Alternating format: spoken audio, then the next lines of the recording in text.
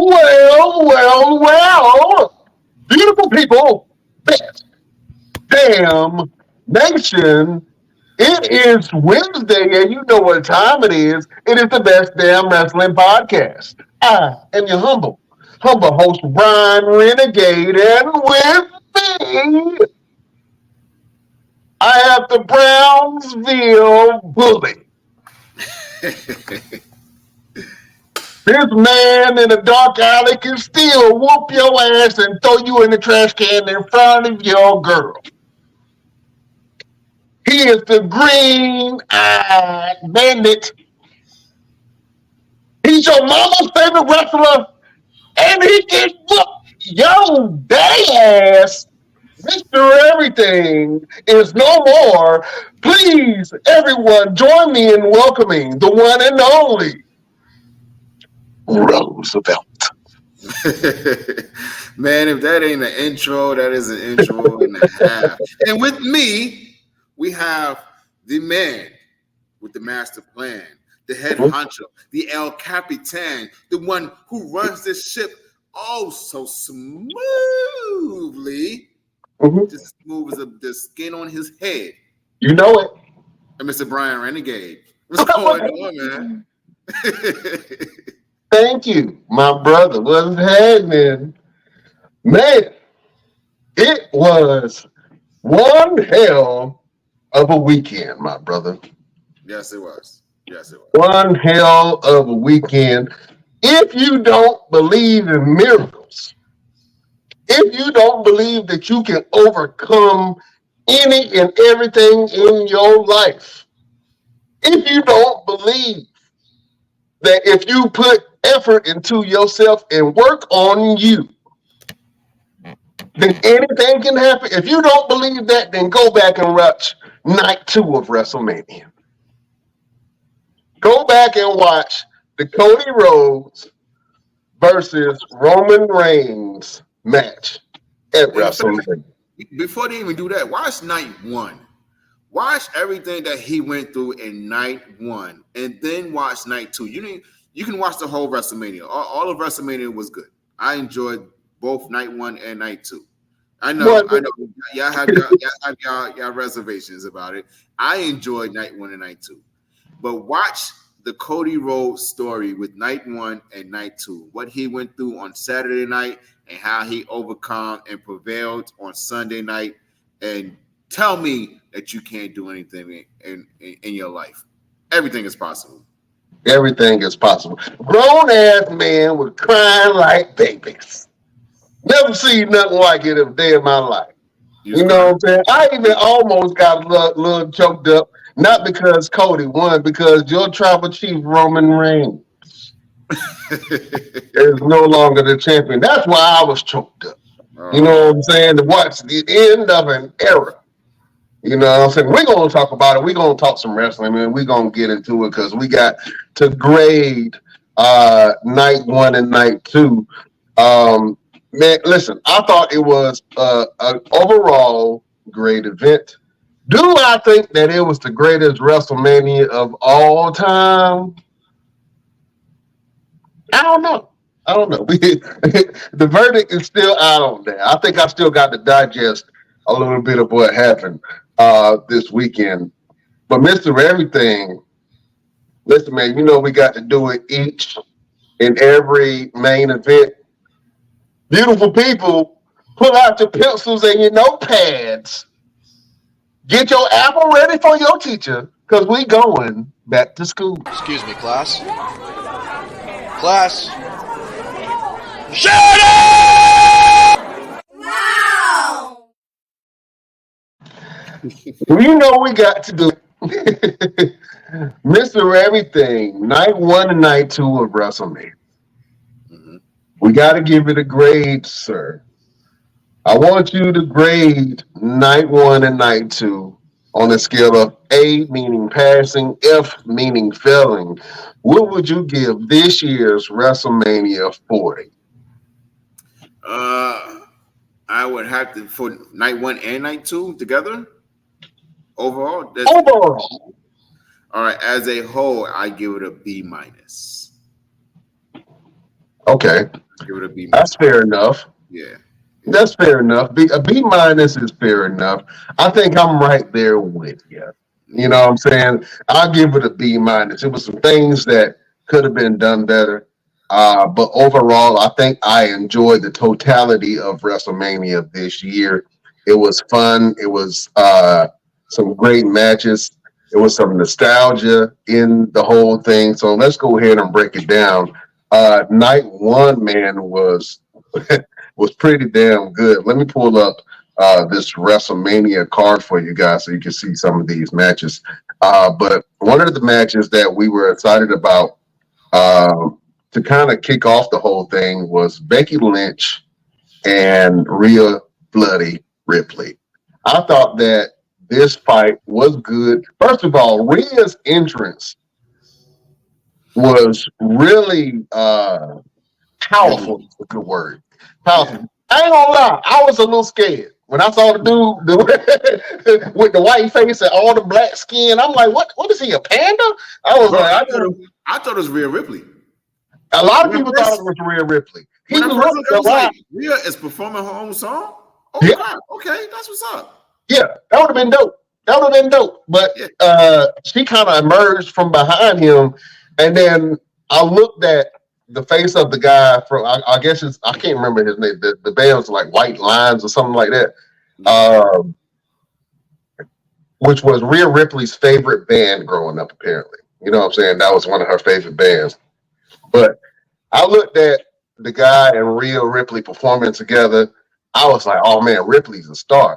And then I looked at it a second time and I was like, oh, she definitely winning this because she got a whole demon in her right now. I was like, she is possessed. I watched them before. I was like, oh yeah, they possessed. Yeah, she would definitely win that shit today. I was seeing Becky Lynch pulling that off. And to be honest with you, that the excuse that they gave for Becky was that Becky was sick with strep throat all throughout the week, so she was a little weak. She was not herself, her full 100% self. But even at 100%, Becky Lynch wasn't going to win that fight. Yeah. Rhea Ripley is just on a different level, man, and I think that she is poised to be one of the greatest ever if they do it right. If they do it right, they can give Rhea Ripley a Roman Reigns run. Yes. They can Yes. 'Cause definitely I do don't that, think we've and ever had a women's champion to run really, really long. Bianca. Bianca is the longest reigning women's champion currently Yeah, in but how long WWE. was it? How She long was held it? it was some time, man. She held the belt for a while, bro. I want to give it like a year and some change. Okay. Yeah, she had the belt for like a year and some change. She got the belt at WrestleMania. I I don't think Sasha didn't have the belt at the time. She got the belt at WrestleMania from who did she win the belt from? Was it Oscar? She got it from Oscar. I want to say Oscar. But anyway, she held the belt for a long time, man, and she became the longest reigning women's champion ever. But Rhea Ripley and Becky Lynch put up a valiant effort. I thought that she did a great job. Um, and Rhea Ripley is just on a whole different plane, man. So Rhea Ripley pulled out that win on that thing. Did you like that match between Rhea Ripley and Becky Lynch? It was all right. And that's one of the matches that kind of brings the grade a little down a little bit because I expected a little bit more out of them. There was some spots that's kind of a little hokey, but again, they're fighting against cold weather conditions, a change of altitude and all that jazz, and Becky Lynch fighting off a virus and all that. So with all that accounted for, okay, I get it, but even still, everybody else was able to get out there and get busy. So yeah, I mean, it was okay. It was okay. It was a good little story. It did take a lot to put Becky down, as it should. She's been built up as the man. So, you can't just go in there and just run through her. And I'm glad that they did not do that to her. I'm tired of her crying, though. I know her and her husband was crying. Yeah. If you cry, I cry, we cry together. That's how that Every was. time she lose, she crying. I'm like, damn, Well, a okay. whole bunch of crying at the Lynch Rollins house. There was a whole bunch of crying that night, Jack. Oh man. Let's talk about another match that happened. You had the LWO versus Legado del Fantasma, and both of them had guest spots where Dragon Lee was supposed to compete with Rey Mysterio, which I would have really loved to see that. Yes. I Yes. thought that that was going to be a phenomenal match if Dragon Lee and Rey Mysterio was in the same match together. But I mean, I was happy that they put Andrade in that spot. I thought it was a really good spot for Andrade. This being his first WrestleMania, you know what I'm saying? So if anybody was in the position to to move to that next level, I think his timing was perfect moving over from AEW to WWE because as soon as he moved over, he got a lot of TV spot, he got a lot of TV time, just flashes of him. He ain't really did nothing yet. But he had one match and then he had this match at WrestleMania. So Andrade jumping ship from AEW to WWE was right on time, and he was able to get this spot from his brother, Dragon Lee. You know what I'm Are they, saying? are they legit brothers? Like legit? Yeah, yeah, legit brothers. Yeah, Nice. Okay. legit blood brothers. Yeah. So a lot of people was like, "Why is Andrade going to LWO? Uh, their babyface faction. He's a heel character mainly, but it made sense because Rey Mysterio is one of his idols, and Dragon Lee is in LWO. So it just made sense for him to go ahead and join them. And then Selena Vega is right there as Yes. well. Yeah, You and know they what put I'm that over as well. They did put that over that Zelina Vega and Andrade did reunite with that, which is really good. I did like that story aspect of it. But Andrade is not the same Andrade to me. You know, saying? he's not the same because he's bigger now, and he's not moving the way he used to, which is fine. But you know, if you're going to be in a luchador aspect in with the LWO, and you got your brother Dragon Lee moving the way he does, you got to find some flexibility and some type of movement. Yeah. Showtime. Speaking of movement, we got the one and only Senor Fuego himself, the do-rag demigod, the one and only Chef Showtime. What's happening? How you guys doing? Oh man, we good, man. We up here talking about Mania. You know what I'm saying? Mainly, we just got finished talking about that Rhea Ripley and Becky Lynch fight, which I thought was really good. And then the LWO versus Legado del Fantasma with Dominic Mysterio stepping in that thing. Chef, Mr. Everything gave, excuse me, Roosevelt gave the whole WrestleMania event a B minus. Chef Showtime, what would you rate or grade from A to F WrestleMania? I will give it. I agree with Mr. Roosevelt. You know, I can't call Mr. Everything anymore. Mr. Roosevelt. You know, Yeah. I give him a B minus. Yeah. Do you have a favorite match or a match that stood out to you, Chef? The Bloodline Rules match. That was Bloodline Rules match. All right, let's good. go. Yeah, let's go ahead and get into that, man, because I think that a lot of people thought that the Bloodline Rules match was interesting and was going to be good. For me, it was. I did not. I'm gonna be honest with you. I did not care for the match at all.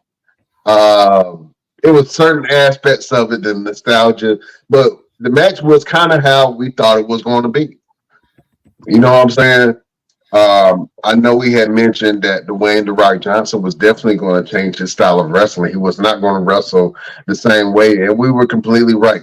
He took more of a brawler style in the aspect of it. He just threw a bunch of punches and kicks, uh, hit the rock bottom, You know what I'm saying? Did the people's elbow 1, 2, 3. He had a spine buster. He did the 3 moves of doom, and then everything else was punch, kick, throw. You know what I'm saying? So he mentioned himself that getting in ring shape was completely different from just working out and being fit. He had this whole training thing. What did you guys think about the Bloodline Rules match with Cody Rhodes, Seth Rollins, The Rock Johnson, and Roman Reigns? Let me go, Chef Showtime. Oh, you talking about the tag match? The tag match. The tag match was it wasn't what I expected. It could have been better. They could have added a little more pizzazz to that little match, but you could tell they wasn't ready for that one. So I get it was okay. It was okay. Yeah. Mr. Roosevelt. It'll take some time to get used to. I'm trying. I'm trying. Mr. Roosevelt. What did you think about that whole tag match between Seth Rollins, Cody Rhodes, and the Bloodline? It was a good pacing of the match. I think it was a really good pace, especially with them having to fight again the very next night. It was very good pace, and it did kind of hide whatever flaws The Rock may have had. It didn't hide anything, just kind of make him still look like the People's Champion, the Brahma Bull, and whatever other moniker he used to have back in the day. There was that one spot that you had posted where he went for the stomp inside Seth Rollins' stomach, and he damn near blew his knees out. Blew his knees out, broke his quads, tore some ligaments, toes twisted. ACL, PCL, MCL. Yeah. All of it. Split his spleen. He did everything with that move. I didn't like it. I'm gonna be honest with you. I thought it could have been better. And I think the pace of it was so slow in the beginning. And then they kept doing these looking spots, right? And it's getting old to me. Looking at each other and then looking at the crowd. And I'm like, do something. Somebody move. Somebody punch somebody. What Will Ferrell say? Everybody hit somebody. You know what I'm saying? I was waiting on that. And I didn't like the pace of it because it was extremely slow, but I understand they was trying to build during the match. You know what I'm saying? That's Roman style. So I'm like, okay, Roman style coming in, trying to do a slow burn, building up a match. And then The Rock, he's not completely ready. You notice that he did not jump right into the ring when the match first started. You know what I'm saying? They were trying to determine who was going to go. And he was like, all right, you go.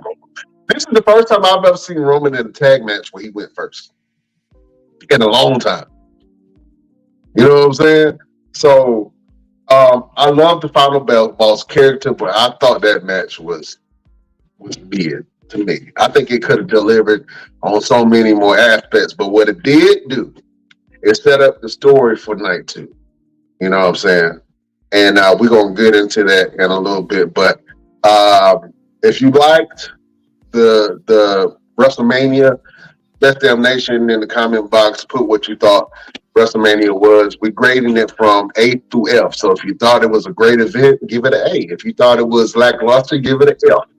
You know what I mean? Meaning fellas. So let us know what you're thinking on that whole thing. Another match that I liked from night 1, you had Damage Control. And this is about to eat that ass up. We're going Damage Control versus Jade Cargill, Bianca Belair, and Naomi. The big 3. The big 3. I thought that the match was, it was okay. It was a Monday Night Raw match. You know what I'm saying? They had some good spots. Jade had a good spot that she was able to shine throughout the match. All of them looked phenomenal. I love the entrance in the beginning. I thought it was a lot that they were working with. The thing that I did not like, and I noticed that this year they're doing a lot of product placements, right? They had Prime in the middle of the ring. They had all different types of sponsors. The thing that bothered me the most is the sponsorship spot that they showed for this match between Jade Cargill, Bianca, and Naomi, and the Damage Control, which you have a group of black women versus a group of Asian descendant women. And you know who they chose to be the sponsor for that match? I don't remember. Wingstop was the sponsor for a match between black women and Asian women. Do you not understand how fucking racist that was? You don't choose a chicken spot as the sponsor. Everybody else got Prime. They got different all these different companies. They got Wingstop. Hey, you can't get mad. When I saw that, I was waiting for Rick Ross to come out. You can't get mad. You can't get mad. Why should I get mad? Why they gonna choose? Why they gonna pick? Make the best fried chicken. We make the best fried chicken. No, screw that, chef. I don't care what you saying, bro. They chose a chicken spot for the match between black women and Asian women. They chose a chicken spot. Chicken, bro. Would you give him a sticker? Why? I'd rather they have done Snickers than their Wingstop. You hold up, just look at it real quick and tell me that they did not consciously think this whole thing out. Wingstop, bro. Look at the sign. You got to look at how much money they put in, though. You know what I'm saying? I don't give a damn. This is principles. So which match would you rather they put that sponsorship at? Which match would you rather they put that sponsorship at? Which match? Yeah. You got before you answer that, you got to think about it. And we have sponsors. Shout out to Nature Made. We do have sponsors. Now, if they were to contact us and say, "Hey, we want Roosevelt to talk the entire show," how much money we're going to give you guys? We want Roosevelt to talk the entire show, and this is the product we want you guys to show. STD.com. Okay, all right. Yes, yeah, I just picked the sponsor for you, STD.com. Shout out to STD.com. If you have any bumps, lumps, or anything like that you want to get checked out, go to STD.com. You know what I'm saying? You can check out all the stuff that they got on there. You can self-diagnose yourself, and you can get a little bit of extra expertise on some of them extras that you got on your body. STD.com. That bump on your lip got a bump on it. Yeah, that bump on your lip got a bump on your lip. The bump up got a Go to STD.com. Shoot the shit out of them. But think about it. If they contact WWE and say, "Hey, this is the match we want to sponsor," what can you do about it? You know what I'm saying? That's how money works. They contact and say, "Hey, this is the match we want to sponsor." Bada bing, bada boom. There it is. I done did Ghirardelli chocolates though. We got the old Asian chocolates, we got the black chocolates, the dark chocolate, sweet chocolates, delicious. You feel me? Look at Mr. Everything. That white chocolate, you know what he like. It gotta be universal, man. We live on the planet Earth. It gotta be universal. You know what I'm saying? Like everything can connect. That's the nation. Am I wrong? Am I wrong for thinking the way that I think that they chose a chicken spot to sponsor a match between blacks and Asians? Am I wrong at that? Yes, I think maybe I'm wrong. Maybe I am wrong, sir. But I just thought it was funny that they chose the spot for ethnicity, and they chose Wingstop out of all the sponsors they had that night. Well, look, it was either going to be Wingstop, Prime, or Nike. We all know how we feel about Nike right now. Okay? I don't know how I feel about Nike. What's going on with Nike? We ain't rocking with Jordan right now. Nobody's rocking with Jordan right now. I ain't know that. I bet you the shoe price don't go down. It ain't going down. No, that's Jordan. That's Jordan. I ain't gonna lie. I rock with Jordan. I buy nothing but Jordans. It's not his fault. This guy. That he builds prisons and motherfuckers go to jail in them. You can't blame him for the black man going to jail in this prison. This guy. Oh man, How you gonna blame you'd be surprised when it's people the got judge? investments in. Yeah, you'd be surprised at what people got investments in, Jack. But Going to jail with Jordans on. let's Do, talk about these I got a question. trios real quick. I got a question. Do you have any bad feelings against Bob Barker? Who? Bob Bob, Barker. I'm not really a Bob Barker fan. Yeah. Bob Barker was before my time, and I'm pretty sure his ideologies and his upbringing is a little different from mine. Uh, You'd be surprised who calls you an N word behind your back. You know what I'm saying? I don't, it is what it is. I don't think nothing twice about nothing.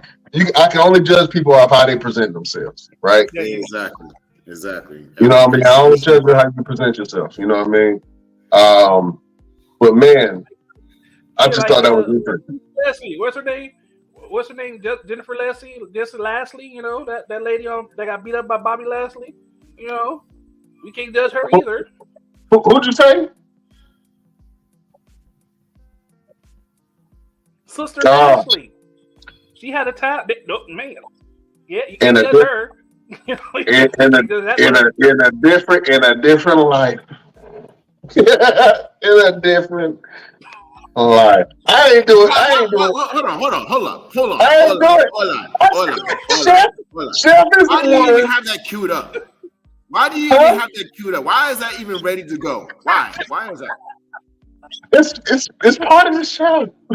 What's wrong with your voice?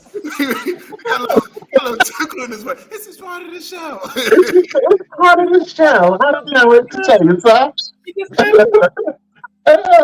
But man, let's talk about it real quick. I think that this group of women was probably the most powerful group of women that we have ever seen together. Jade Cargill, Bianca Belair, and Naomi. I think that for representation wise, that was absolutely amazing to see because, like I say, I don't remember a group of women like that growing up that I saw together. Number one, most of the women in the WWE at that time weren't really clicking up like that. You know what I'm saying? But to see this group of women come together and show their power and their grace and their beauty, I thought that was absolutely amazing, and I loved the way that Triple H presented that. Even Damage Control, which is an all Asian faction on American TV, I think that is absolutely amazing. I know that Dakota Kai isn't Japanese, but she's Pacific Islander, so I guess she's still that group is still identified in the Asian. She's an other. Yeah, it's still a part of that. So to see these groups of women of different cultural identities being showcased on the show of the Immortals, I thought that was absolutely great. I think that Jade Cargill did a great job, and I think that she is poised to be an absolute superstar if they give her the Charlotte Flair treatment. And I think they're going to give her the Charlotte Flair treatment. But look at these beautiful black women. And tell me they ain't changing the game. Look at all of them. Abs on abs on abs. They got more abs than all of us combined. Yeah. You know what I'm saying? Straight up. I thought that. What's that, Jeff? Except Naomi. No, Naomi don't got no abs at all. We don't know what Naomi got. I think Naomi, if she ain't got abs, she got ass. Tell you that much. Naomi is the truth, Jack. I love all of these women, man. And I think that they have a great representation. I think they have a great representation of what can be. Even Damage Control. You have Asuka, Io, Kairi Sane, and Dakota Kai. They are a strong faction, and I love seeing women of color, women of different ethnicities being showcased and highlighted throughout the product. So I thought that the match was really good. I thought that they could have did some more spots, but for what it was and for the time that they had, I think they had a great showing. Hold up. Somebody from the Best Damn Nation. And for days. Yep. There you go. I ain't saying Best Damn Nation know what it is. They know what it is. Man. But I thought that match was great, man, and I thought it was great to see women and their strength being showcased like that. That even goes for Becky Lynch and Rhea too, because both of those women, they're not from America. You know, Rhea Ripley is from Australia and Becky Lynch is from Ireland. You know what I'm saying? So to have the world pretty much displayed on WrestleMania was absolutely great. And I like both the Rhea Ripley match and the Becky Lynch match, especially this three-way match. I thought it was absolutely amazing. Well, beautiful people, there comes a time where the villain has to show his face. There comes a time where the genie has to come and make his own path. Ladies and gentlemen, let me introduce to you Beyonce's real baby daddy. This man is the king of shows for the Carolina. He is the one and only villain of villains. LP. What's that? What's going on, fellas? Oh, man. We up here talking about black women. What y'all talking about? Nothing bad, all good things. We were talking about the damage control versus Jade Cargill. Matter of fact, LP will agree with me on this. They didn't agree with what I was saying a little bit earlier about product placement, but they chose the sponsorship for the Bianca Belair, Jade Cargill, and Naomi fight against Damage Control. Do you know who the sponsor of that match was, LP? Fucking Wingstop. Wingstop was the sponsor for a match between black women and Asian women. You know what they were saying? Get your ass in the kitchen. Get your ass some chicken. They knew all the niggas was watching that. Get your ass some chicken. I don't know if that was what they were going for. You don't think? Oh man. LP, we gotta get your grade, man. We know that you have watched WrestleMania also, sir. What would you grade this year's WrestleMania from A to F? You talking about night 1 and 2 or just night 1? Night 1 and 2 combined. I don't want to separate them. You gotta put them together. That ain't fair because night 1 sucked. All right, let's talk about it. Separate grades. Give me a grade for night 1. Give me a grade for night 2. Give me a grade for the whole event. Night 1 is a D. A straight D. D's. D's? Yeah, I'll say doo-doo. Oh, oh man, do you guys agree with that D rating for night 1 of WrestleMania? Let me go. Doo-doo, Jeff. Oh man, Mr. Everything, was it feces or was it great? Nah, I give night 1 a B. I wouldn't give it a D. Nah. Did you watch it last year's? Would you watch it last year WrestleMania? No, I watched this shit. Explain yourself, sir. Explain. Which match do you feel like made it a D?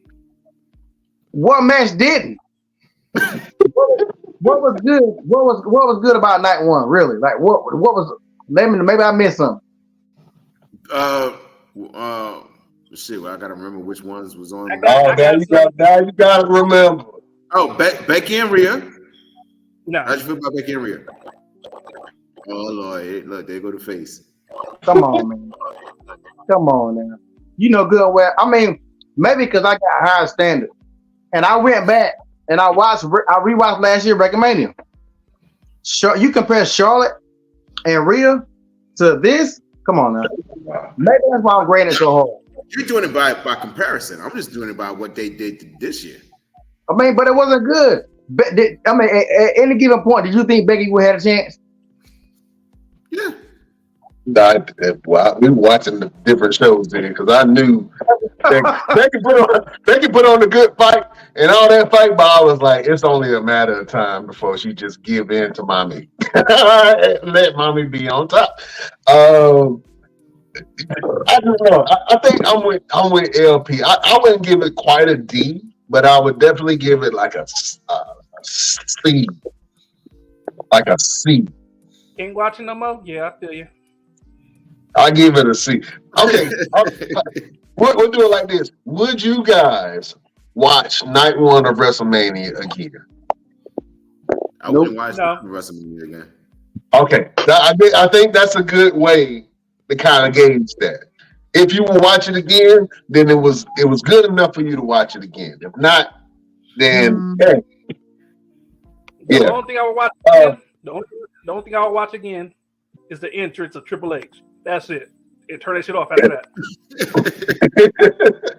Yeah, that Triple H entrance was pretty good. I will admit. Well, listen, we got another match. Let's talk about another match that happened that night, fellas. We got Jimmy versus Jay, the Uso twins, brother versus brother. What did you guys think about this match? Let me go, Chef Showtime.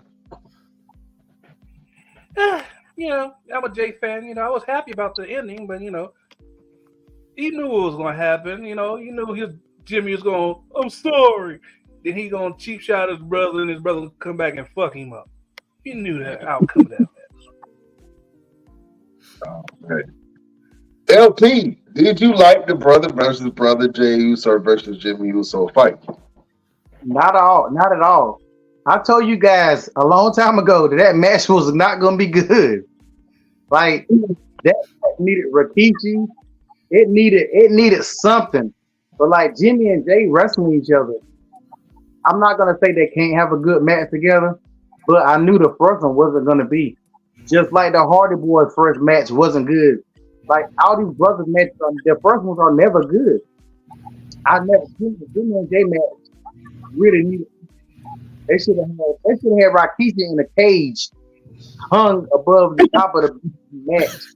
Hold up. Why you put the man in the cage for? Hold up. Do you know? Hold up. First of all, do you know how big that damn cage would have to be?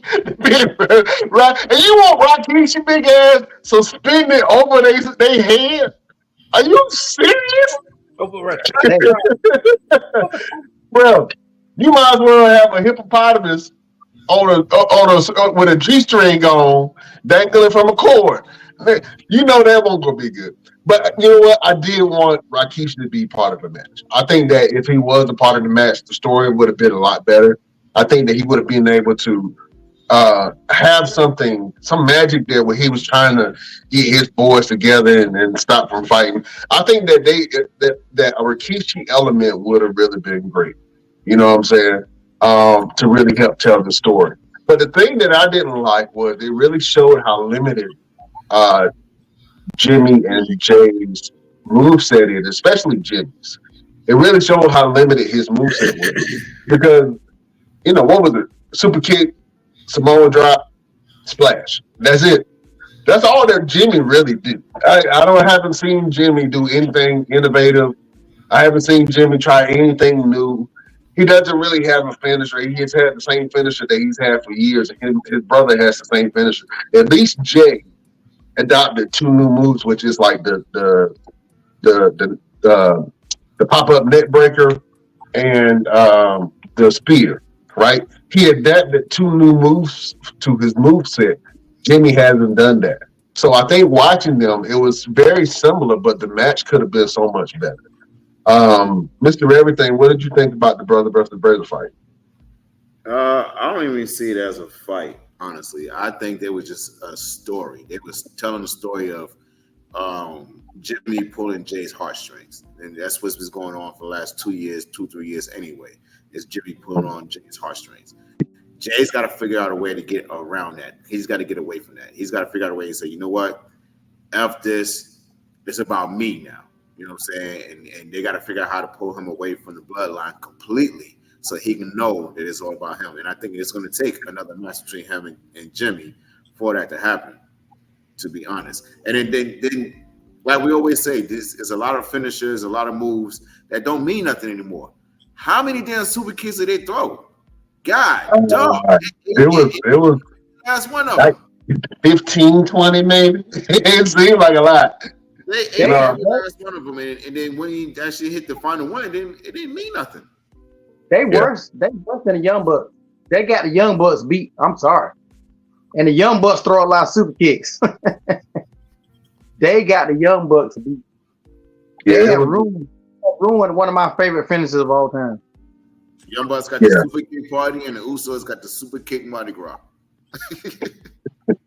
Yeah, I think it was too many kicks because the kicks looked like they had no effect on either one of the brothers.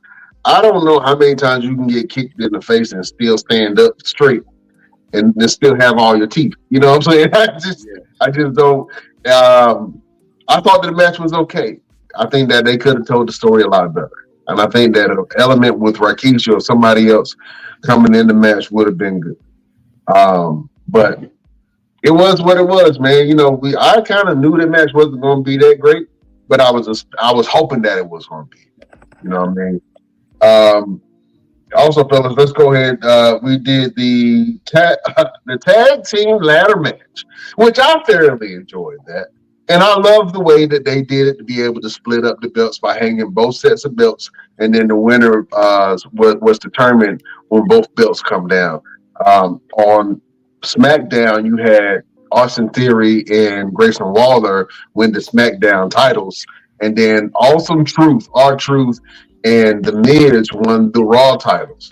I thought that was a great way to split up the belts. We had mentioned that before. I think both Roosevelt and LP had mentioned that was a way that they split up the belts before, and so it was good to see them do that. I'm happy that both of the shows have their respective titles, right? Because it gives everybody else more opportunities. So I'm excited to see this. What did you guys think about that tag team match? Let me go to Roosevelt, the tag team expert. man, we got to protect our truth at all costs. All Our calls. truth, our truth made that match entertaining. I mean, they had a whole bunch of flips and dips and craziness as they should. It was like a big car crash. But our truth made that match entertaining with the whole hot tag. He got the pin on Finn Balor, and it told the story like, yeah, I beat you. You know what I'm saying? Like I beat you for the belt type of thing, and then he won the actual Raw tag titles. I enjoyed it. I thoroughly enjoyed it. I think the New Day could have had a better showing. They really didn't get much in. The New Day was kind of like they're not their usual selves in that match. I don't know what's going on, what's happening, but they wasn't their usual selves. And I think it's more so we getting to the point where we're getting the younger guys, the new generation, and the next wave of superstars coming in and doing their thing. So I think that's the transition that the New Day was making, highlighting DIY and New Czech Republic and the Judgment Day, and just going from there. And of course, Theory and Waller. So it was really good. I enjoyed it. Yeah, man, I liked it. Chef, what did you think about this tag match, man? Chef Sleep. I enjoyed it. Like I said, like he said, Roosevelt said, our truth had me laughing the whole time. It was worth watching. Yeah, and I think that's what we wanted, something that was worth watching. I think that comedy definitely has a place in wrestling if it's done right. You know what I'm saying? I think that R-Truth has the ability to be able to do that. He did it with the 24/7 title, which was a title that everybody looked at as a joke, but R-Truth was the running joke with that belt. You know what I'm saying? And he made it really relevant, and he actually put a lot of people on the map with that belt. You know what I'm saying? I know that that belt allowed Tozawa to kind of shine on his own, even though he was a light heavyweight champion or cruiserweight champion before, and a great talent. That belt allowed Tozawa to kind of dig in his comedy bag, and Tozawa is absolutely funny too. So I love watching Tozawa. Um, I like him with Alpha Academy, but to be honest with you, I think that he's a star, and hopefully they give him something to do, maybe on this new show that they have called Speed. LP, what did you think about the tag match? That probably was the only entertaining match of the night. To be honest, I thought it was. I thought it was fun. I really wish the Street Profits would have won instead of Grayson Waller and whatever his name is, because to me that would have been better. I think they earned it. They did win the next night, but they didn't win no gold. So I'm hoping that the Street Profits can get the gold. The Street Profits. Street I Profits. mean, what? They wasn't in the ladder match. No, he said he was hoping that they were in the match. Gotcha. Yeah. I wish they would have been in it to get that win instead of Grayson Waller and Austin Theory. I mean, I don't know. I don't like Grayson Waller, and Austin Theory is just he's been this piece of garbage. The biggest thing with that is the better story is that a babyface is chasing the heel for the belts. So the Street Profits will have the opportunity to chase Austin Theory and Grayson Waller if that is the path that they're supposed to go. So it does give them something to do instead of them walking around with the belts and nobody actually doing anything about it. You know. Yeah, you want to talk about nobody didn't do none of that match. Finn Balor, that's how you knew that Damian Priest was going to cash in, because Finn Balor and Damian Priest didn't do nothing. Finn Balor didn't do, I was wondering if he was hurt, because Finn Balor, I don't even remember him even taking bumps. He barely did anything in that match. I don't know if he hurt or what, but that was interesting. Well, yeah, I thought that the tag match was really good, and you guys just mentioned one of the matches from that night, and I want to get into night two. There was a match with a lot of heart, and I know a lot of people they looked down on the match at first, but I knew that the storytelling and the characters in this fight was going to really tell a great story, and that's the Sami Zayn versus Gunther fight. That was probably one of my favorite matches. Other than the Avengers coming to help Cody. That was probably my favorite match of the whole entire weekend. The match had so much heart. Sami Zayn is an underutilized talent, and now I'm happy that he beat Gunther, and now he has this title. But at the same time, I'm looking at, okay, what is next? You know what I'm saying? What's next for Gunther? What's next for Sammy? LP, I know that you are grieving right now. The loss from the General. What did you think about this Sami Zayn versus Gunther match? I thought that match was straight bullshit. What? Why would you say that? Straight bullshit. Gunther, they had to make Gunther lose because nobody could beat him, so they had to write it. I understand. Gunther already had that match won. He was playing around. When he started playing around and doing all that other stuff, look, I know WrestleMania is part of shock and kick out and stuff like that. The shit he was doing to Sammy, then all of a sudden Sammy jumped up like he was a fucking Hulk Hogan. Get Sammy looked like you ever sprayed like a roach with Raid? He was upside down and kicking. That's how Sammy was. Sammy was a roach that got sprayed with some damn roach spray. He was all over the place trying to get up. Get that bullshit out of here. I mean, I know it's entertainment and for the fans or whatever, but come on now. Y'all been keeping it real. Nobody could beat Gunther, so they had to make some bullshit. So they ain't had nobody left for Gunther. He done beat every damn body. So they had that. I get it. But I ain't worrying about it because Gunther about to take that belt off Damian Priest. And he about to get that real belt. I mean, unless Braun Strowman coming back, which where is he at? Chef, where he at? You talked to him lately? Oh man. Listen, I think that Gunther is poised to be the next champion. I think that they saw what he was able to do with the Intercontinental Championship. I think that Gunther is a certified, legitimate badass, man. The closest thing that we have to this generation is Brock Lesnar being a very dominant, feared competitor. And I think that this match absolutely had a lot of heart in it. It had a great storytelling.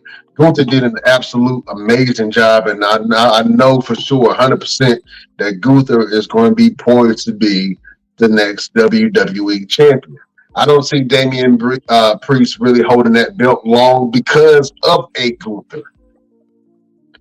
If I would say, I was like, Damian Priest is a great competitor. He absolutely deserved the title. I think that he deserved it. He put in a lot of work within the last 2 years, man, and especially with Judgment Day, them being the top faction. I think that Damian Priest absolutely deserved it, and Damian Priest is the first Puerto Rican champion since Pedro Morales. 50 years since a Puerto Rican heavyweight champion has been crowned. You know what I'm saying? So I think that Damian Priest made history with that. And there was a lot of history-making moments during this WrestleMania, and I think that's probably one of the reasons why they're trying to call it the greatest WrestleMania of all time. But the match between Sammy and Gunther was absolutely great. Chef, what did you think about the match between Gunther and Sammy? Why would I call it? Okay, good. I loved it. Gunther got his ass kicked. I'm so happy. I'm so happy. I'm sorry, OP. If somebody had to do it, and I'm glad it was Sammy. Sammy put the boots and asses on that one. Gunther never got whooped. He never got whooped. Okay, did Gunther walk away champion? Did Gunther walk away champion? Gunther did not walk away champion. People's champion. Oh, so now he assumed the title of the People's Champion. Yeah. What people in Austria? The funny thing about that is, of course, it was supposed to be him and Brock Lesnar. So it makes you wonder, would Brock have lost to Gunther at WrestleMania to give him that push? Or would Brock have become the champion and been another part-time champion? I don't think that they would. Number one, that match would have been absolute fire. I don't think it would be long, though. I don't think a match between Gunther and Brock would be a long match. But I would love to see that. Possibly they can open up the door for Brock Lesnar to come back for something like that to happen. But like I say, this match between Sammy and Gunther was my top match of the whole weekend, man. I think that this was probably the best match other than the main event of night 2. Let's talk about a match that nobody really cared about, but we watched it anyway. AJ Styles versus LA Knight. Yeah.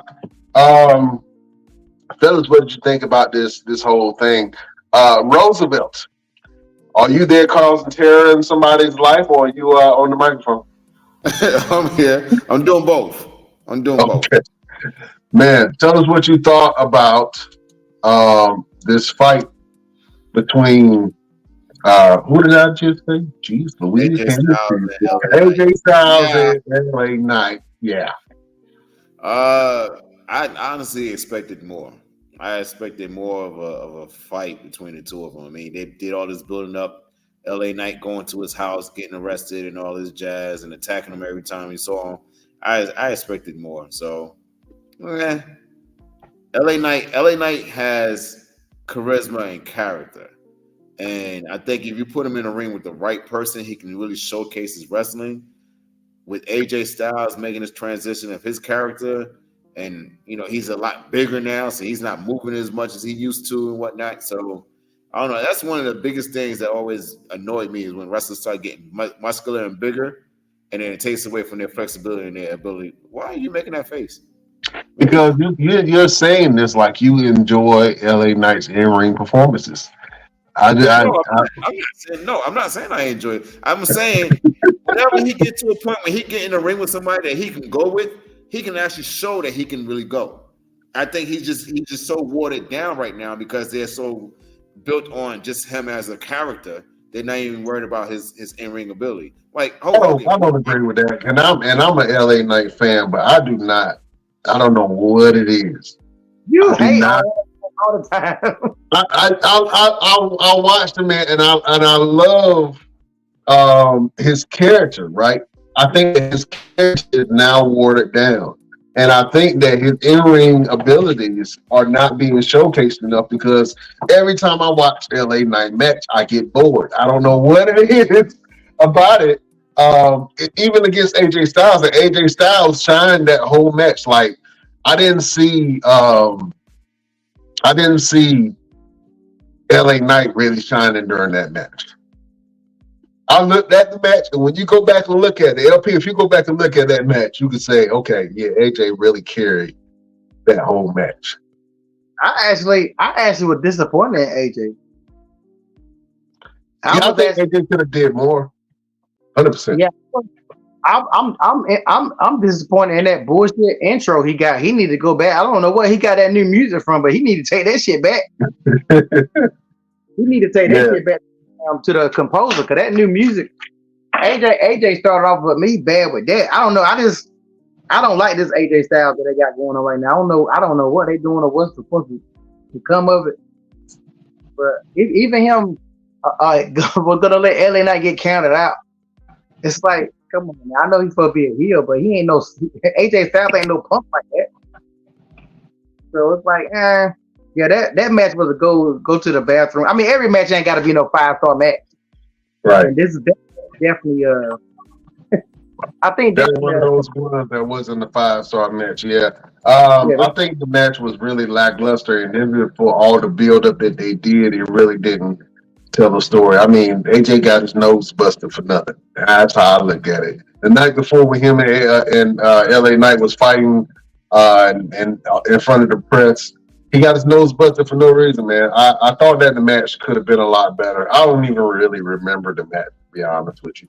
But I know watching it, when I was watching it, I'm like, oh yeah, AJ, wrestling wise, AJ is carrying this match.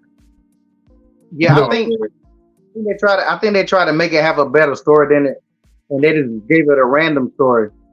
I think a good match, you got to have either a belt involved or a good story, and that's what I think all these matches were supposed to be in, with the exception of the triple threat that they put. Both triple threat matches was trash. The Rey Mysterio and Dom thing, whatever that shit was, that don't triple threat, but that tag team match, that was some put together bullshit, and it sucked. Jade, and it was good seeing them black women, wrestle together. But as I said in the chat, and let me say it now, Jade Cargill is basically old school China when she first started. Jade is not a good wrestler. It's time for us to admit it. We got to look past black men.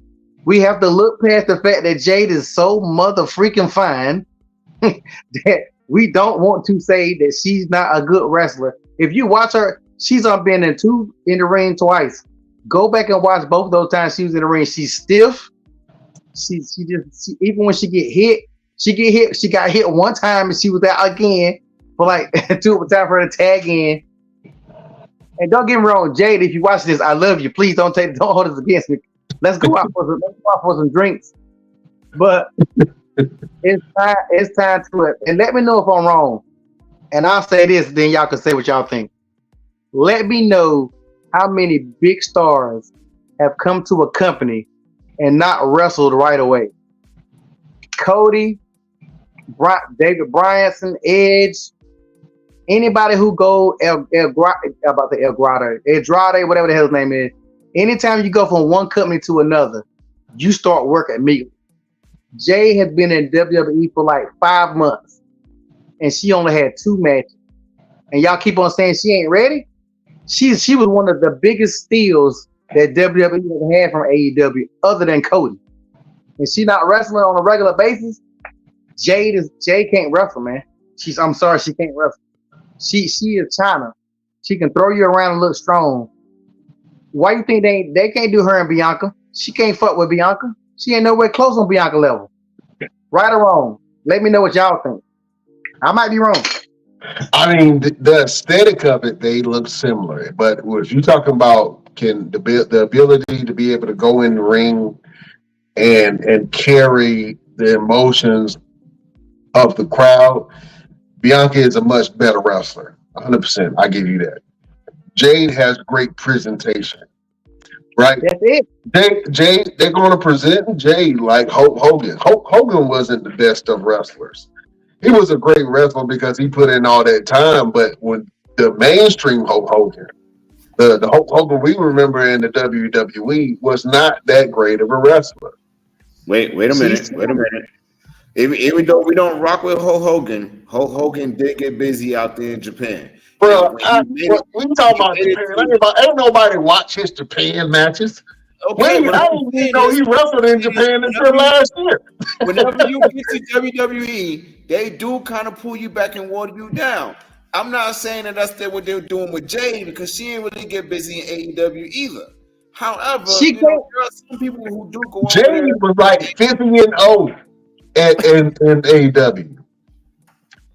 I'm just saying, there's a lot of people who go into the mainstream from whether it's independents or the cross the seas and who out there and get busy and they get over there like, okay, you ain't gotta do that much. Yeah, here's a couple 100,000, here's a couple million, and you were like, you know what? You honestly, you're absolutely right. Look at John Cena. John Cena, we can say whatever we want, but that man used to get busy down at FCW on the independents for a while. And when he got into WWE, they was like, yo, you ain't gotta do that much. Just go out there and be a character. And that's what he does. And Jade is an appearance. Let's be totally honest. She's an appearance. Like LP always says, she's ass and titties and body. That's it. Not a problem. Get your money, mama. Get your money. We're not gonna see a lot out of Jade until we have to see a lot out of Jade. Now, if you put her in there with Bianca Belair, she's gonna have to step it up. If you put her in there with Charlotte Flair, Charlotte the Chef Showtime, she's gonna have to step it up. And that's just it. They're not gonna. I don't even think they're gonna put. Even though that's the dream match, it's a long way from now because as long as she's been there, how has she not gotten any better? Go back and really watch. Even I mean, you good. You see her. She power bombing the Asian woman. She power bombed the shit out of her. I was like, did you see the choke slam? That choke slam. I don't remember a woman doing a choke slam like that. It's been a while since I've seen a woman do an effective choke slam. Like that choke slam looked good. Like that should be a part of her moveset. But I agree with you in some standpoints, LP, where she still has a lot of development to do. I think that she has a really pretty package, and I think that WWE is really going to push her when it comes to bringing out more during these storylines. I want to see her get more personal. I want to see her get more in depth. I want to see her acting chops because physically she has everything that she needs. But can she make the fans care? Can she make the fans? Huh? Yes, she can because she's fine as hell. Look at. I'm looking past the ass, LP. I'm talking about. No. You can't get past that. Like, look, as the people was on, she got there, and I guarantee you, most people that didn't watch AEW had no idea who she was. But when you seen that damn thing on that damn ring, you didn't give a damn. Them white men don't give a damn. They probably like, damn, I know they don't look at color girls, but god dang, they goddamn Jay, she sure is looking good. Hey, look, let me ask you a quick question. To LP's point, when was the last time we had a black female that we didn't care about too much about her wrestling and we just looked at her? For a very long time, we just always had the Barbies. We had a bunch of white women going in, they look good, and some of them can get busy in the ring. Some of them we didn't care whether they wrestled or not. We just looking at them. Now we have a woman of color besides Bianca Belair, Naomi for a little bit, but we can just sit and be like, you know what? I don't give a damn if she can wrestle or not. I don't give a damn if she talks on the mic. Just stand there and just look good, look pretty. That's it. Exactly, because you could tell her mic skills ain't even there. but I don't care, and you don't care, and you don't care. I'm telling you, and can she ride this forever? I don't. What's stopping her? What can really stop her? I don't see nothing stop. Again, Jay, if you're watching, please don't take this as a hate, baby girl. Brian made me say this shit because I gotta put this shit to say. But please, if you're watching, I love you. Man, I think that Jade is going to be poised to be a big star, and I think they're going to give her the Charlotte Flair treatment if they protect her. If they really work on her pulling something out of her character to make people care, right? Even if what you're saying is true, LP, where we don't look at Jade to see if she can wrestle or not, we just looking at Jade. You know what I'm saying? Even if that is true, at some point she gonna have to wrestle. At some point she gonna have to push herself. At some point she gonna have to really dig deep for her bag and talk about her daughter and talk about some of the hardships that she's had and really dig into her emotional bag to get the fans to carry and push her into superstardom. Would you care? Would I care? Yeah, that's what I want. I want her to be that next big thing. I want her to be the Black Charlotte Flair.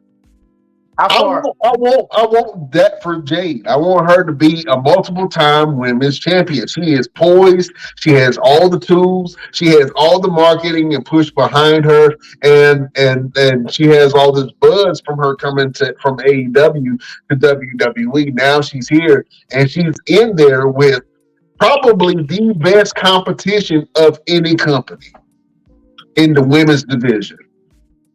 You know what I'm saying? Well, you still have a Nia Jackson, you still have a Rhea Ripley and Bianca Belair and Becky Lynch. Jay got a long way to go before she proved herself to the hardcore wrestling fans. And that's why she need to be in NXT. She don't need to be, but they're not gonna put her on NXT because she's a mega star. They're not sending her to NXT. Yeah, they're not going to send her to NXT, but they should. NXT has a great women's division, and I think that a couple of battles with the women down there, I think it might delete her, and I think that they're trying to package Jade Cargill like a Andre the Giant, right? Where you have this character who is a spectacle. Jade is a spectacle. You know what I'm saying? I like that word. She's a spectacle. You know what I'm saying? When you look at her, you're like, damn.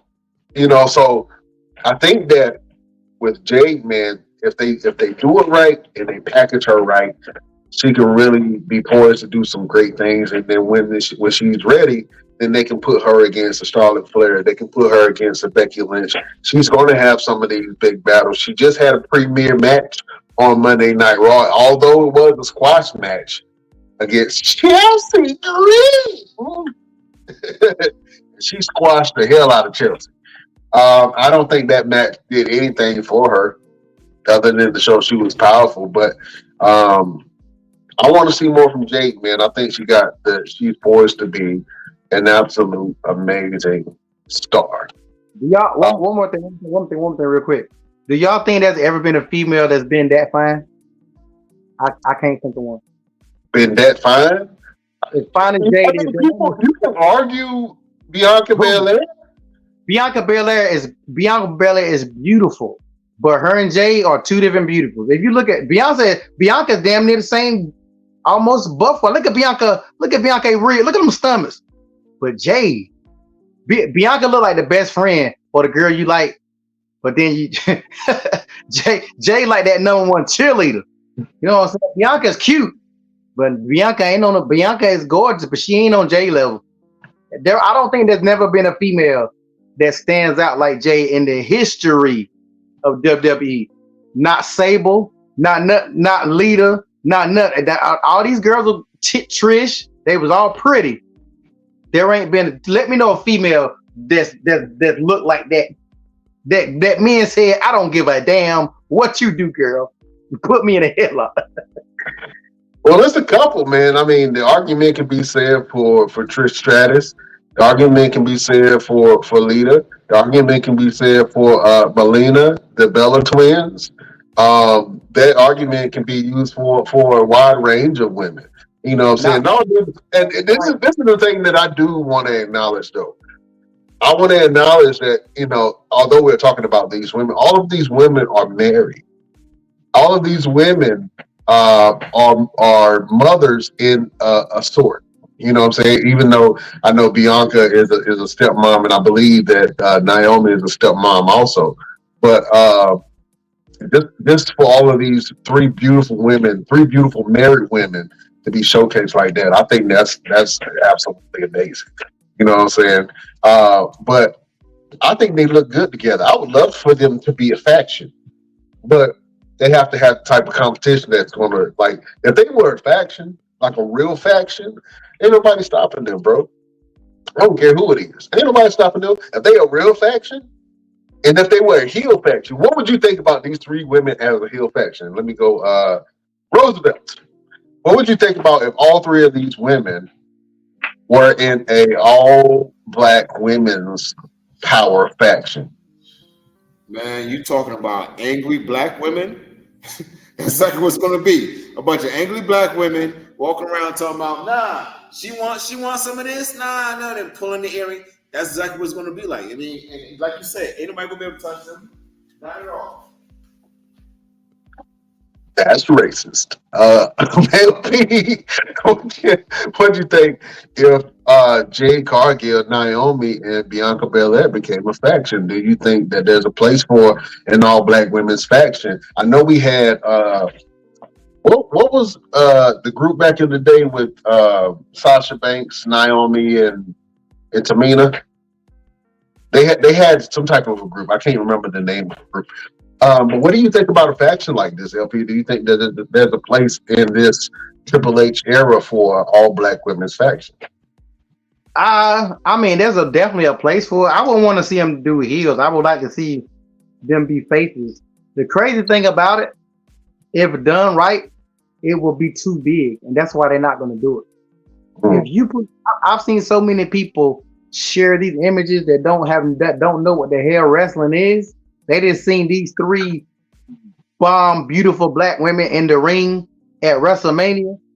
Like they would be so powerful as like in the media, or they would actually bring eyes to the product. These three right here, they could be on some blood. They could be on some bloodline type.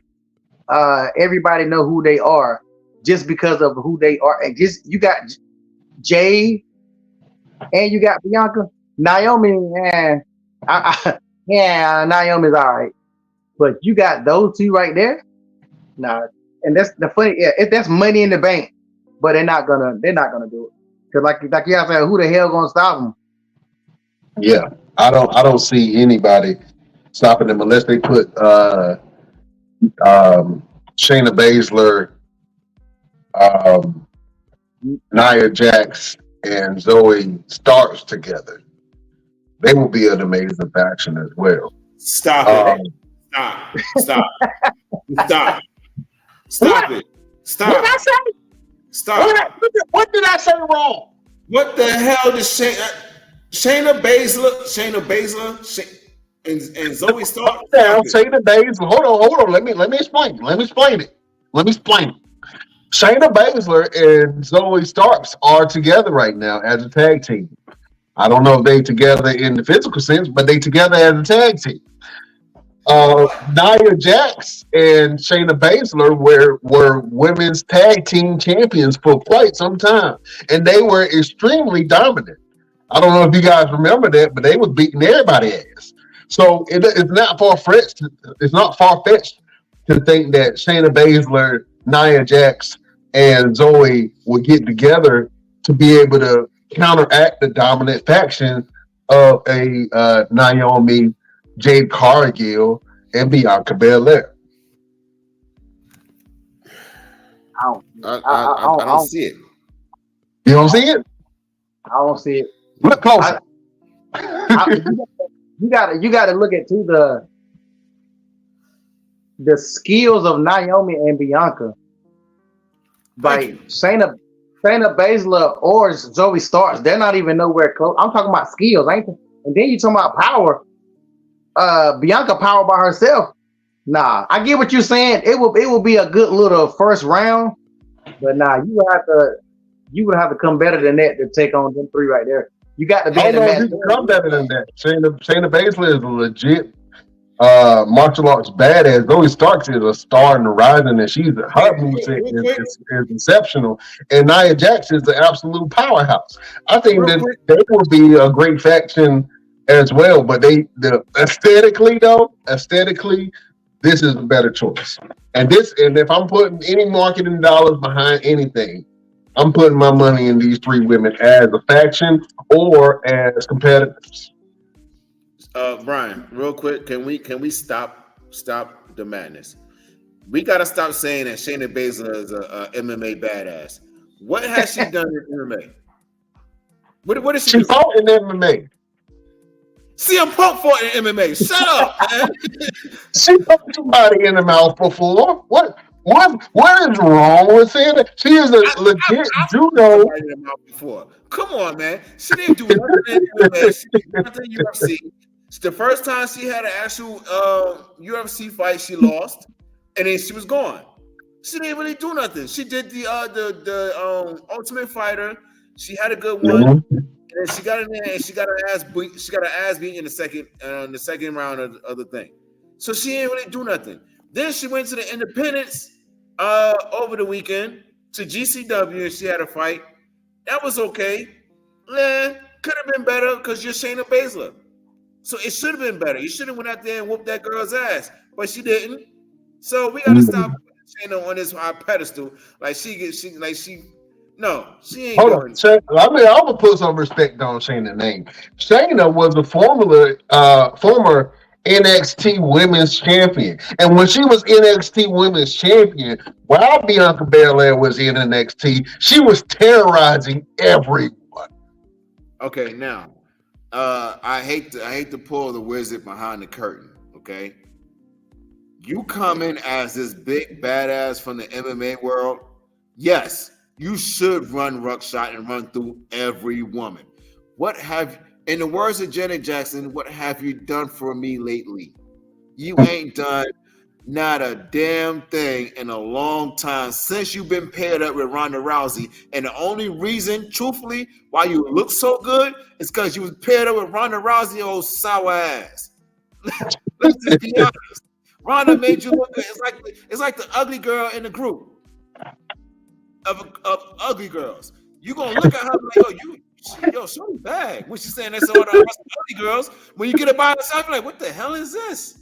Excuse me, sir, where'd you come from? Who are you? You said she was the fire chick in a group of ugly girls. Yeah, come on, man. Come on. In the words of LP, I'm gonna keep it a buck with you, man. Come on. Brian be on that mess. You put her in a ring with these three women, they're going to exploit her. Same thing with Zoe Starks. Zoe looked good on NXT because she's in the ring with women in NXT who does not have the, you know what I'm saying, that she has to showcase her ability. Now she's on the main roster. What have you been doing since you did the whole thing with Yes. your status? What have you done? You know what I'm saying? Nia Jax, you were here, you were dominant, you were hurting people. They sent your ass home. You come back, you came in hurting people. What have you done since then? You get into the Royal Rumble and you get your ass whipped. Yeah, Nia Jax is the female Big Show. Like, Big Show is an absolute legend. I think when it's all said and done, Nia Jax will be a first ballot Hall of Famer. I think that if with her career being women's champion, former tag team champion, and just very dominant, I think that given some more time and some more development, that she will be absolutely great. Because I'll be honest with you, I think the only reason why Nia Jax isn't champion right now is because of her weight. And I love big girls. Don't get me wrong. I ain't saying nothing against her, but I'm just saying her aesthetic to the company to the outside world if they want to have her as the champion. Now that she was champion before, don't get me wrong, I ain't saying nothing. She was champion before. But I think the reason why they don't put the battery behind her is because of her weight. Now, to be honest with you, if she lost a bunch of weight, say if she lost like 75 pounds, do you think they will still push her, or do you think that they will keep her where she at? No, because her weight is the only thing making her interesting.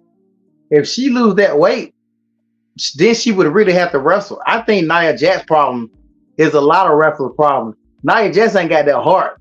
It's just something for do for her. You could tell she doesn't wake up, go to sleep, and breathe wrestling. When she was gone, she didn't really give a damn about wrestling. She only came back for the paycheck. If she get in the Hall of Fame, it's only because of her family. It ain't because of what she's done. Because of what has she done? Like just like Roosevelt said, what has she done lately? What has she done to earn her something in the Hall of Fame? Nia Jax is just a job to Nia Jax. I'm big. I can throw people around and I can fall on people and squash them. If she lost that weight, she would be exposed, and she definitely wouldn't have no career. She would. It ain't like she was gonna lose weight and all of a sudden she jumping off the damn ring like Evan Bourne. They're really gonna be like, okay, you don't lost weight. You can't be squashing people when you ain't as big. You know what I'm saying? Ain't as big. So sometimes people don't realize. Sometimes when your personality is based on your weight, hers is really based on her weight. It ain't based on her skills. She's not that good.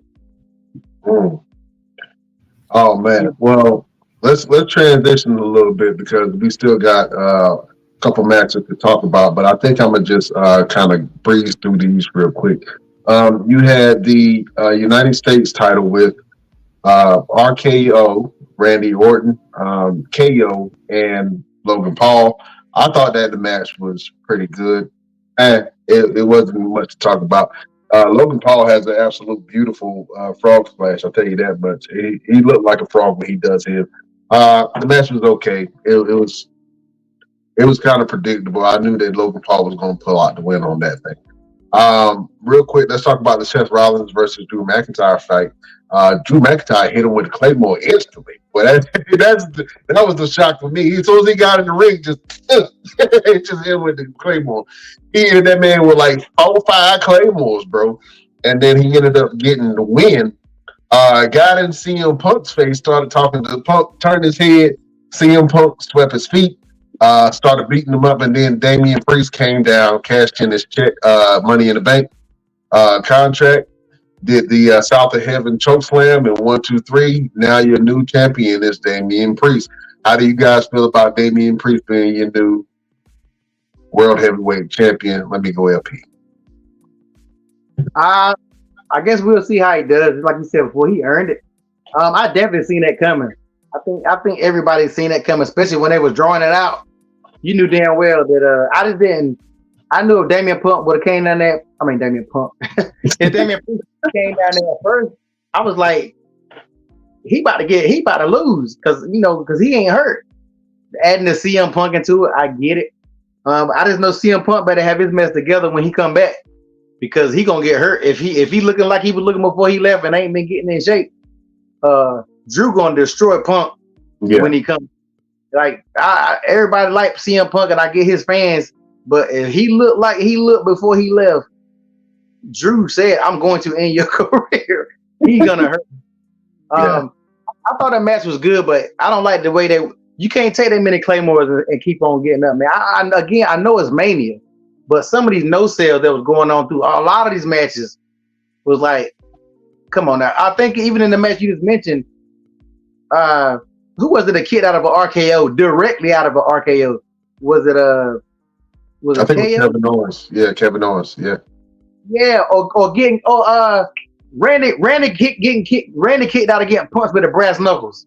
Now any other time you get hit with the brass knuckles, you going to sleep.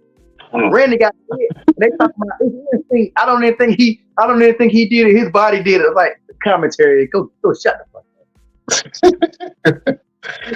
up. Yeah, man. I thought the match was a solid match. It was pretty decent.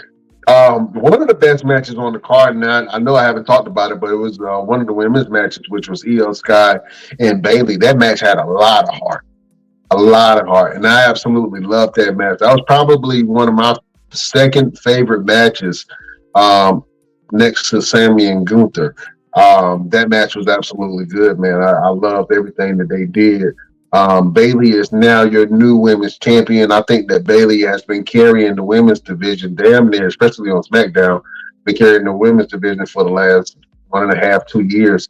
But I'm happy to see that Bailey is the champion. Roosevelt, how you feel about Bailey being your new women's champion? Man, I mean, I saw it coming.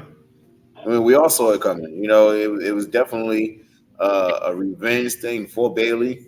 Congratulations to her. She did earn her spot. I'm interested to see what they're going to do with her next. I really hope Charlotte Flair just did not walk right back in the door again and get a I title. hope she does. I bet you do. I bet you do. I hope she ain't been doing shit but oiling up Andrade ass in the back. Every time you see her, she'll hit rubbing oil on this nigga. I'm like, why she always rubbing oil? Get your ass in the ring, Charlotte Flair. But you're a flary. That's what you are. You're a flary. I'm a Flair. You call me what you want. I'll be a Flary. Yeah, I'm a Flair fan, Jack. Charlotte Flair fan. But I thought that match was absolutely amazing. Let's go ahead and talk about this main event real quick. I think that this match was a great match. Honestly, this is probably the best match, one of the best matches that I've seen Roman wrestle. Even though it wasn't a fair call, people kept interrupting, whatever. Roman Reigns wrestled his ass off on that match. He put on a performance, man.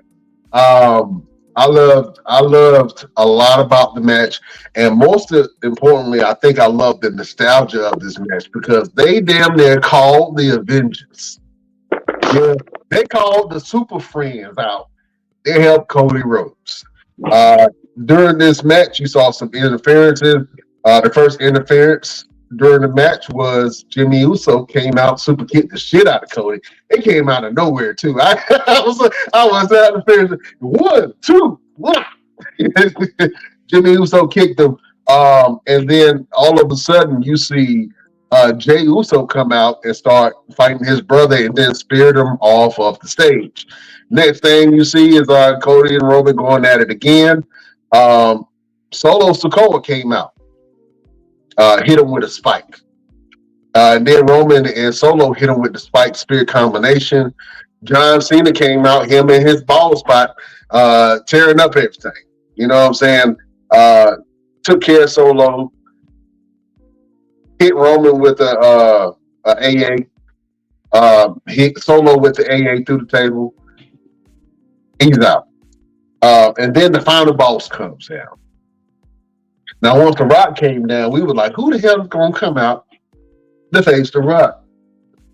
Lo and behold, you hear the dong. The Undertaker appears behind behind The Rock. Choke slams The Rock. Lights go back out. He goes out the ring.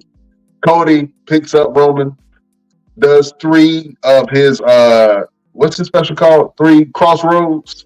Yeah, but wait, before you get to that, you got to bring up the most important part, the Shield. Oh, Echo.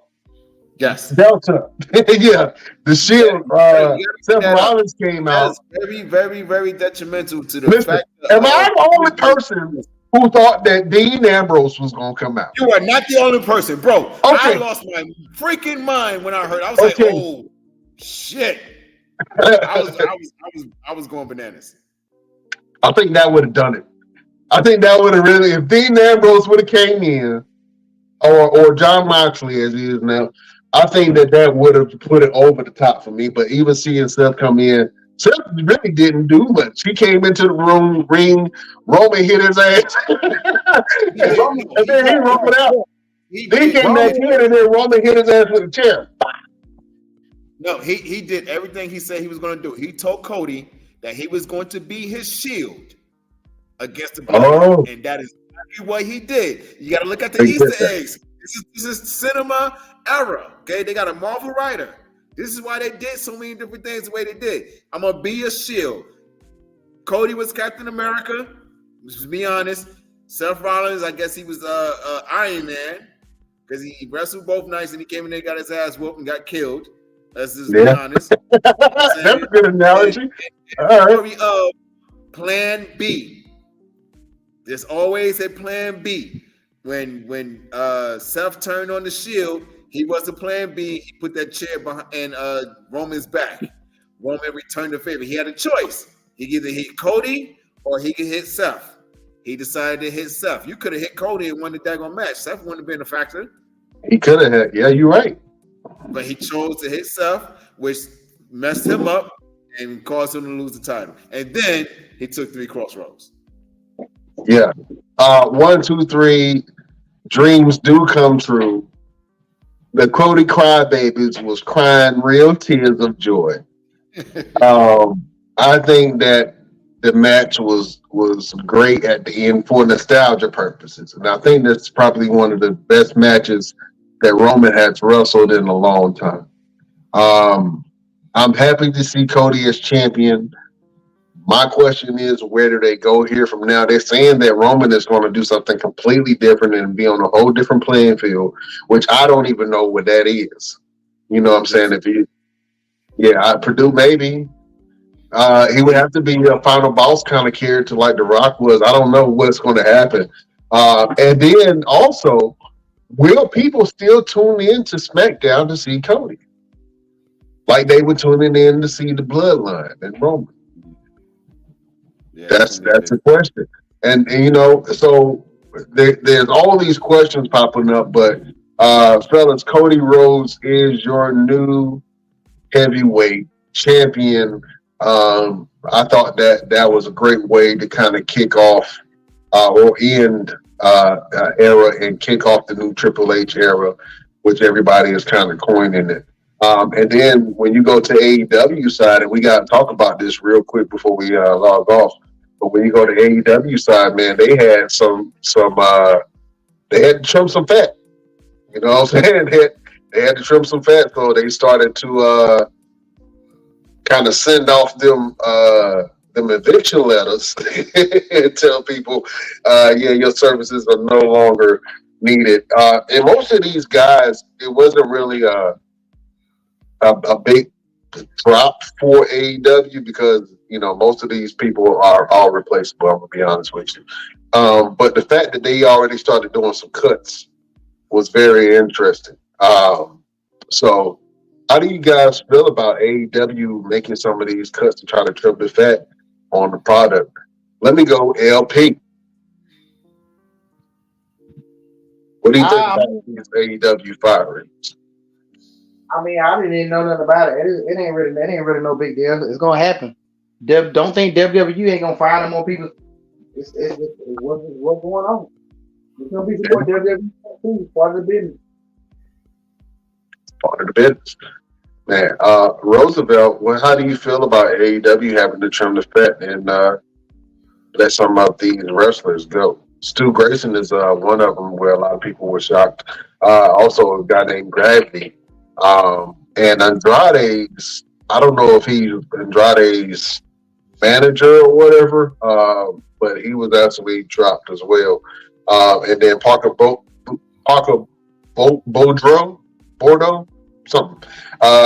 He was supposed to be the second coming of Brock Lesnar because he looked like Brock Lesnar, but he was absolutely horrible in the ring. What did you think about AEW having to trim some of the fat on their roster? Well, I know a couple of these guys. I know the Tate twins. They're phenomenal guys. They're really good. They'll find us a home somewhere, and Anthony Henry as well. We'll definitely find him a home as well. I do expect to see more cuts pretty soon. Because Anthony Henry was the tag team partner of James Drake, who's a phenomenal worker as well. So, and I hope he does not fall into that mix of getting cut. But a lot of these guys, they'll find a home somewhere. You got MLW, you got GCW, you got Japan and everything. So the Tate twins have been to Japan once before. I know Anthony Henry has as well. So they'll find a home somewhere. They'll come back to the independents and be top guys, and then end up going to the bigger league. So it's all a matter of time. It happens. It happens. Well, we hope that they find a home, a good place to call home. But that was interesting that AEW started doing some of these fires and releases, and so we might see some more. I don't know. We shall see. Fellas, I know we had a lot more to talk about, but we had to squeeze in what we had to squeeze in. Let's go ahead. LPZ. I'm here. Let the beautiful people know what you got's going on and where can they find you. You can find me on Instagram on One Click Photography Shoots with an S. Fashion shows, photo shoots, and all that good stuff. Oh man, you got a fashion show coming up. Yeah, April 28th, Durham, North Carolina, the Back to the Future Fashion Show. All right, Back to the Future Fashion Show. If you guys haven't been watching or following LP, he's posting constantly, daily, all the models that he got, all the child stars that he's raising up, all the new stuff that's going on with this fashion show. So if you want to keep in check what's going on, check out the fashion show Back to the Future. It's going to be absolutely amazing at the Durham Armory, 212 Foster Street in Durham, North Carolina. And that's going to be on Sunday, April the 28th. Get your tickets now or hear about it later on and be disappointed. Because you missed some hot fire from your boy, LP. Mr. Everything, Roosevelt. Jesus Christ. Skip. Damn it. Skip. I'm trying to get it right. Skip. Roosevelt, what you got is going on and where can the people find you? Yeah, man, I got a lot of different things happening. A lot of change is happening right now. So we got a video that's going to be premiered tomorrow on my YouTube. It's the first episode of Change is Coming. I was hoping we'd have a time to show it here. Well, you know what? We'll carve a little time out. Let's go ahead and check out that video. I'm just going to have you navigate through this whole thing, but please introduce it real quick, and then we're going to show the beautiful people, Mr. Everything. Why you looking at me? Yes, you got to watch it. You know what I'm saying? It'll make you look at milk completely different. Absolutely. We're trying to get some more sponsorship around here. Hey, that's it. So beautiful people, as you can see, my name has changed on the Best Damn Wrestling Podcast. It's no longer Mr. Everything. It's now Roosevelt. I'm making a transition from Victor Andrews to Roosevelt in terms of the wrestling community. That will start on May 4th. May 4th will be the first show that I'll go out as Roosevelt. So this is going to be the first episode of a bunch of different, like a series of things that's going to happen where I'm leaving Victor Andrews behind and I'm transitioning into Roosevelt. And this is the very first episode of A Change is Coming. All right, so I need you to navigate for all those that are listening to this thing. Everybody check out the one and only Roosevelt. What can I get you?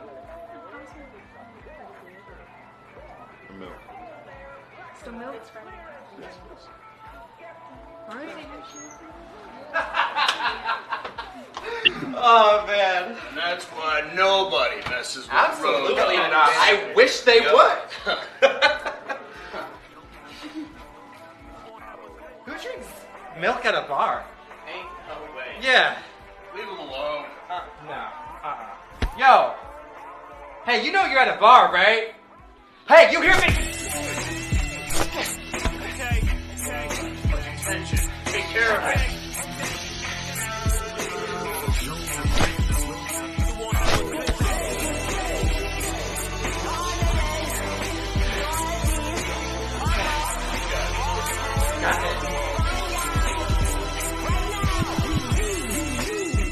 Right, since he wants a little tangle. Sorry about that. Didn't realize I was muted. I'm gonna just go ahead and kick his ass. So a couple kicks, block, push him off. And here comes Mr. Everything with Superman punch. That's right, because that's what I do. I knock dudes out. Then we got Mr. number 2. Block, shove him away because I don't want any trouble. That's his leg kick. Oh, and there's an elbow to my foot. It's okay. I'm all right. I'm gonna press block. Kick him away. And here comes Mighty Mouse again. He wants to grab my hey, that's a shot, brother. Kick him in the leg, knee to the face. Number 2, turns me around, takes the elbow to the jaw. Here comes Mighty Mouse. I jump over him. I flip over Mr. Number 2. Roll over the table, and here they come as a double team. Does not work out for him. Here comes my Dragon Ball Z. Boom, I'm a karate fighter. I'm a martial artist. Let y'all know I'm good like that. Here comes Mr. Mighty Mouse, and I get him in the Batman back fist. I like that spot. And I'm going to kick over Mr. Heavyset, and it does not work out too well for me because I end up getting knocked down. I'm going to throw a kick, catches, picks me up, smash me into the wall, and smash me into the pool table. That did not feel good. And then they jump. It's a 3v1, ladies and gentlemen. Those who are not familiar with the word B, is 3-1. They open the other ass. Stop! Yes, they are kicking my ass. And it's okay. Get out of here. It's all right. Because I'm going to get mine back. Because all I need in my life is sin. It's me and a cup of milk. That's right. So I'm going to crawl over to the table, to the bar. Give him a slap on the bar. Let him know, hey, pour my milk, lady. Making the Waiting biggest for. mistake of his life. And then the 3 goons decide they want to come back and go for round 2. And it's not going to work out very well for them because what happens when you drink milk? Milk does your body good. And that is my sensu bean. This is my Popeye moment. And I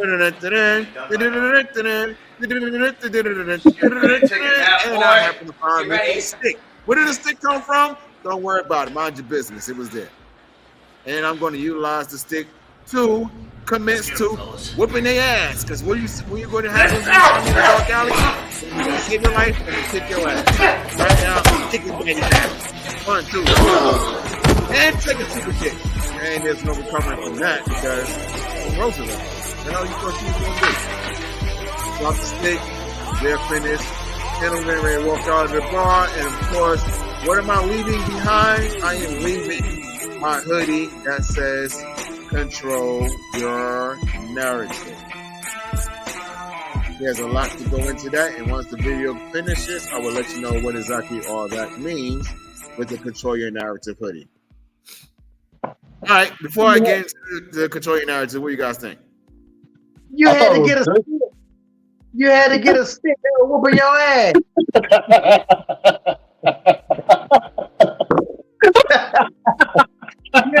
You had to cheat. You had to.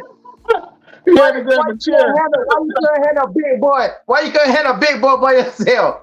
You handled those scrubs. But big boy put it on you. You need to have a one-on-one. You mean to tell me you're okay with Cody Rhodes having an entire Avengers come and save him for getting his ass kicked, and there's a problem with me fighting back with 3 guys? You pulled out a kendo stick. Look. You do remember I know where you live, right? Hey, I'm gonna call Big Boy over here. You and Big Boy need to have a one-on-one because Big Boy handle your ass. Hey, man, look. I didn't have my milk beforehand, okay? I didn't know it. But at the end of the day, that is the first episode of a series of a couple episodes. So be on the lookout for some more with that. The idea behind that one was control your narrative. I was part of control your narrative while it was in service. I left the hoodie behind to let them know I'm leaving something behind as far as what Victor Andrews did the last 15 years, transitioning to Roosevelt, and of course, I'm taking control over my life in my own way, controlling my own narrative. So that's the way that cookie crumbles, and that's the way I roll. Clap, claps, and tap, tap, sir. Tap, taps. And just remember, I can kick your daddy's ass. He said it, and he believed it too. When I watched that clip, you are clearly the villain. Those guys was there. That guy was there trying to talk to you about what kind of milk you were drinking, and you started whooping their asses. he got serious over milk. Really, LP? Yeah. Really? When I saw the clip, I was like, you know what? They should have whooped your ass for drinking milk in the bar in the first damn place. Can't win for losing with you guys. Good grief. I hope you never be in a bar anywhere. You probably leave me by myself. I'm gonna go to the bathroom real quick. You handle that. it's a stick and some milk on the bar. You be all right.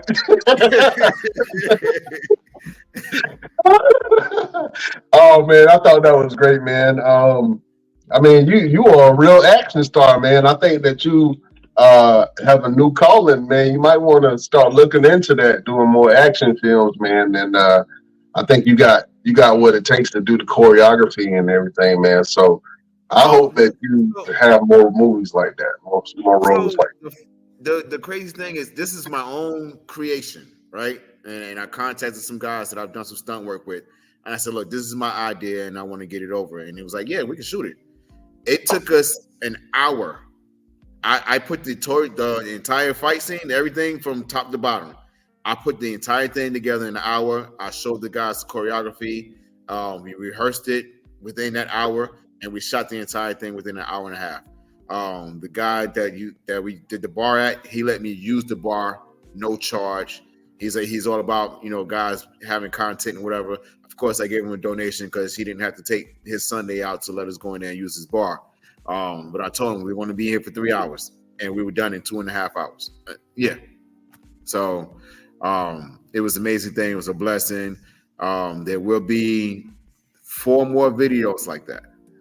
The very last one, I don't want to reveal because it's going to be very interesting to see. But just know that you do not want to miss the final episode of A Change Is Coming. Somebody gonna show up in a bear outfit, and it's gonna finally get that bear fight. They gonna finally fight. I'm fighting the bears this Saturday, okay? Friday.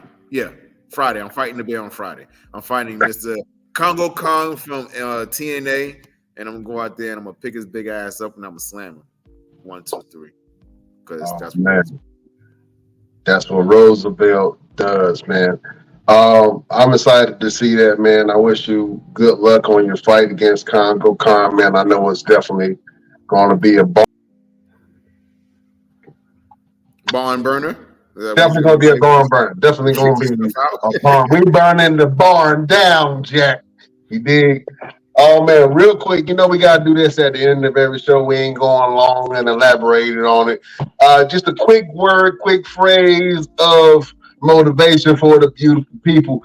LP, you got a final word? If you see somebody drinking milk in the bar, don't ask them shit. Leave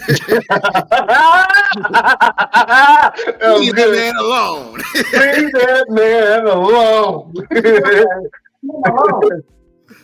Yeah, let him be. Yeah, that is not. If you see a dude drinking milk in the bar, just go the other way. Just go the other way. That is the final word from your boy, LP. Oh, man, the Brownsville Bully, Roosevelt, do you have a final word for your beautiful subjects? Absolutely. My final word. If you can't handle your liquor, don't drink. The reason I'm saying that is a lot of people get themselves into situations that they really cannot handle. If you can't handle your liquor, don't drink. If you can't handle your liquor, don't drink. That's a good one. That is a final word from the Brownsville bad guy bully, Roosevelt. Beautiful people, my final word would be, don't drink milk late at night because you can't trust it. Yeah, I ain't got the guts for late night milk. I will be farting and pooping all night. You know what I'm saying? And you don't mix milk and liquor. Anybody that drink a White Russian is an absolute killer. So Yeah, don't drink milk late at night. I wish I had something better for you, but that's all I got for you. Beautiful people. If you want to follow the show, you can follow all of our social medias. We got an Instagram. You can go visit our Instagram at the Best Damn Wrestling Podcast. We got a Facebook group. You can visit our Facebook group at Best Damn Wrestling Podcast. We also got a Facebook page where we post all of our stuff. You can go to our Facebook page, the BD Wrestling Podcast. You can go over to our X or Twitter, as it was formerly called, at Best Damn Crew. We got a Twitch. You can go over to our Twitch at the Best Damn Wrestling Podcast to check us out and view the show. And we also got a TikTok, so you can visit our TikTok at Best Damn Wrestling Crew. And go to our damn store, Best Damn Wrestling Store, and get you a damn shirt. We got all kind of stuff. You can get you some socks. You can get you a coat. You can get you a hoodie. You can get you a shirt. We got everything that you damn need at the Best Damn Wrestling Store. So get you a damn shirt. And go to our damn store. www.bestdamnwrestlingstore.com. Damn it. Oh, man. Beautiful people, we can't hold you no longer. Mr. Everything Roosevelt got some ass to kick. LPZ is setting up the next fashion shoot with Naomi Campbell. And me, Ron Renegade, I got some food that I got to eat because the brother is hungry, so I cannot delay you any further. We will see you next week on the next Best Damn Wrestling Podcast. Gentlemen, you are both scholars. I appreciate y'all each and every week. We've been doing this thing consistently for 2 years. Y'all are my brothers in crime. I'll see you guys next week. Beautiful people, we bid you